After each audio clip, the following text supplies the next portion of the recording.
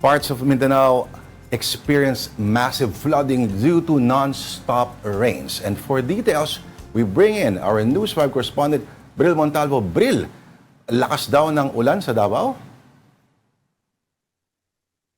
Lord, alam nyo, umaga ay napakalakas ng ulan dito nga sa Davao City at maging sa ilang parte nga dito ng Mindanao dahil nga sa epekto nga nito nga shear line at bahagyang tumigil yung ulan dito nga mga ilang oras ang lumipas at ngayon Lord ay unti-unti na namang nagbabadya ito nga pagbuhos ng ulan dito sa ating pinatatayuan sa Davao City at kung makikita nyo dito sa ating paligid sa ating kalangitan ay makulimlim na itong ating kalangitan at umaambon na dito at may ilang parte nga dito sa Mindanao ang binaha at nagka-landslide particular nga dito sa Davao Region. May dalawang area dito sa Davao Region dito nga sa Mati City, Davao Oriental kung saan isang pamilya ang nasawi kabilang nga itong buntis at kaniyang asawa maging ang kanilang 2 taong gulang ng minor de edad.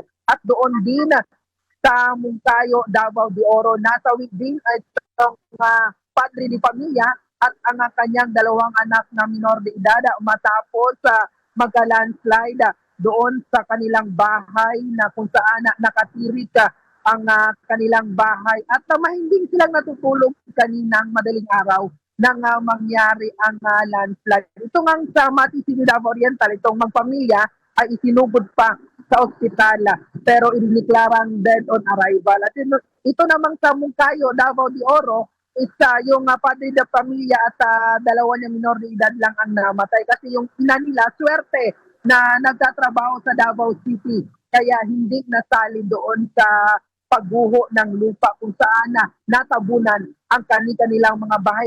At may ilan din mga tulay dito sa Davao Region ang nasira, nahati at hindi madaanan sa ngayon dahil nga sa lakas ng ragasa ng tubig baha dahil sa tuloy-tuloy na pag-ulan. Alam mo Lord, noon pang Miyerkules, malakas ang ulan dito sa ilang bahagi ng Mindanao at pangatlong araw na nga ito ang pag-ulan dito.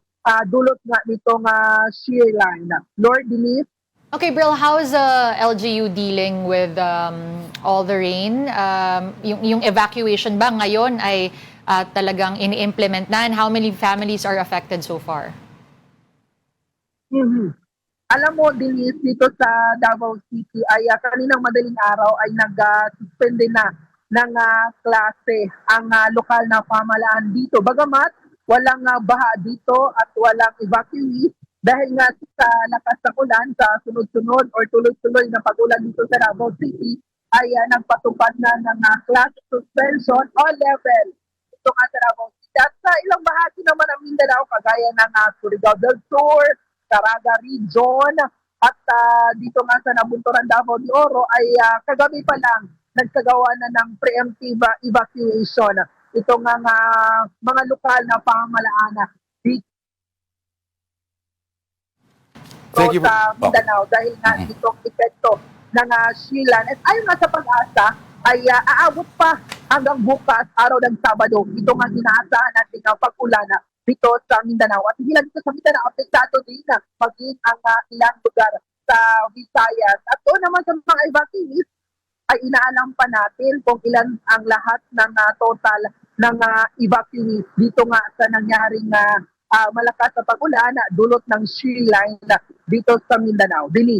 Pag mga ganyan, wala mo ng mga aktibidad na may kinalaman sa national politics dyan sa Davao. Bril, tigil lang lahat. Sa ngayon, tama ka nga dyan, Lord. Wala pang pinag-uusapan dito sa mga politics nga dito sa Mindanao kasi nakatutok yung mga LGU dito sa nangyaring pagbaha at landslide, epekto nga nito nga shear line. Alright. Maraming salamat. Thank you for that report. Ang ating News 5 correspondent, Bril Montalvo.